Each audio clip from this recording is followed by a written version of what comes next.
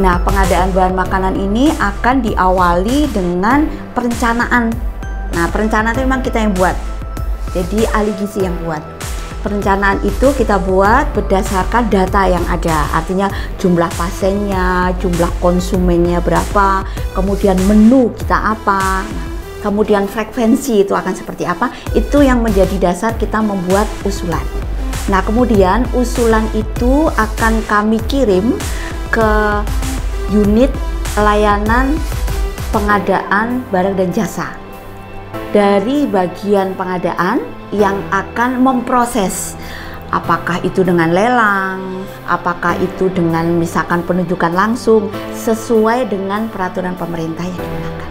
Kalau nanti dalam proses itu perlu ada penjelasan kerja, maka unit pengadaan akan menghubungi kita untuk rapat atau koordinasi mengenai penjelasan kerja kepada rekanan kita yang baru.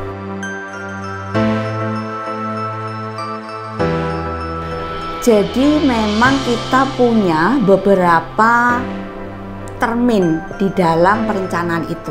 Sebagai contoh, kalau untuk sayur, kemudian buah, kemudian bumbu basah, lauk, itu kan pengadaannya setiap hari. Nah, kita membuat perencanaannya itu per 3 bulan. Nah, sedangkan kalau untuk bahan makanan kering itu kita per 10 hari. Kemudian kalau untuk enteral biasanya setahun itu 4 sampai 6 kali pengiriman. Nah, sedangkan kalau untuk bahan habis pakai kita perencanaannya setiap 1 semester. Jadi kita 2 kali buat perencanaan. Nanti pengirimannya biasanya dalam 1 semester itu dibagi menjadi 2 sampai 3 termin. Tergantung cepat dan tidaknya pemakaian di tempat kami, karena gudang kami tidak luas sekali ya, sehingga kami tetap harus mengatur sesuai dengan berapa pemakaian. Nah, kemudian untuk bahan-bahan tertentu seperti bahan kering, kemudian enteral, itu kan kita tetap pakai sistemnya first in first out. Nah, supaya itu jalan, maka kita tidak akan menyimpan dalam jumlah yang banyak.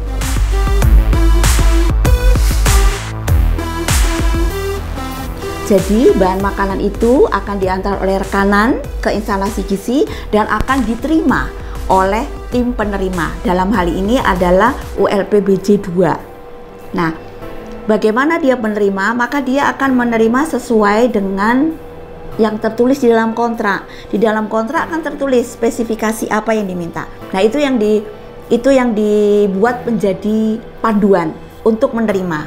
Kalau untuk kualitas atau mutu kita sama, semuanya sama di rumah sakit, kita lebih mengutamakan keamanan pasien. Nah, sehingga kita secara berkala memang evaluasi itu ada. Artinya ada laporan ke unit mutu rumah sakit. Tetapi secara teknis setiap hari kita caranya mempertahankan mutu atau kualitas produk kita itu yang pertama adalah tim penerima ya. Kalau itu kan disesuaikan dengan spek kita. Kalau nggak sesuai berarti kan dia tidak berkualitas, berarti dia harus balik. Tapi kalau dia sudah diterima atau sudah kita terima, maka kemudian dimulai dengan proses kita persiapan. Nah, di persiapan itu pun juga tetap ada pengawasan. Itu termasuk kita melihat mutu. Artinya benar nggak sih bayam yang kita potong itu tidak ada rumput yang ikut ke sana dan lain sebagainya. Contohnya seperti itu. Nah, kemudian ke proses pengolahan. Nah, di dalam proses pengolahan setelah makanan itu matang, maka akan ada proses mencicip. Jadi ada proses mencicip itu, ada form yang digunakan juga. Itulah salah satu kendali mutu kita terhadap keamanan makanan yang disajikan kepada pasien. Nah, selain itu kita juga punya sampel. Jadi sampel semua jenis makanan, mulai dari snack, sayur, kemudian bubur, nasi, semuanya itu ada sampel yang disimpan 1 kali 24 jam. Itu adalah bukti kami memperhatikan mutu makanan yang sampai kepada pasien.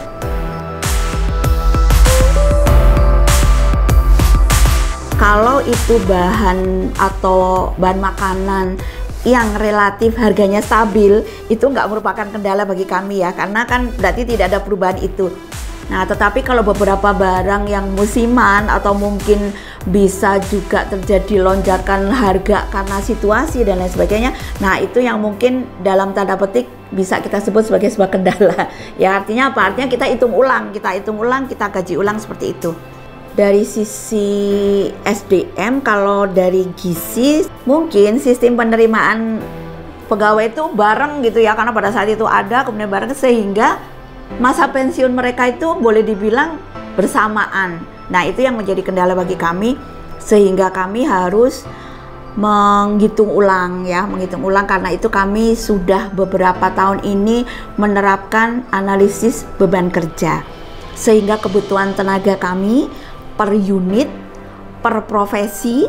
Jadi misalkan ahli gizi, kemudian pramusaji, pramumasak, kemudian petugas gudang, petugas administrasi, itu sudah kami hitung ABK-nya, sehingga itulah yang akan kami ajukan ke rumah sakit, ke bagian SDM kalau misalkan ada kekurangan.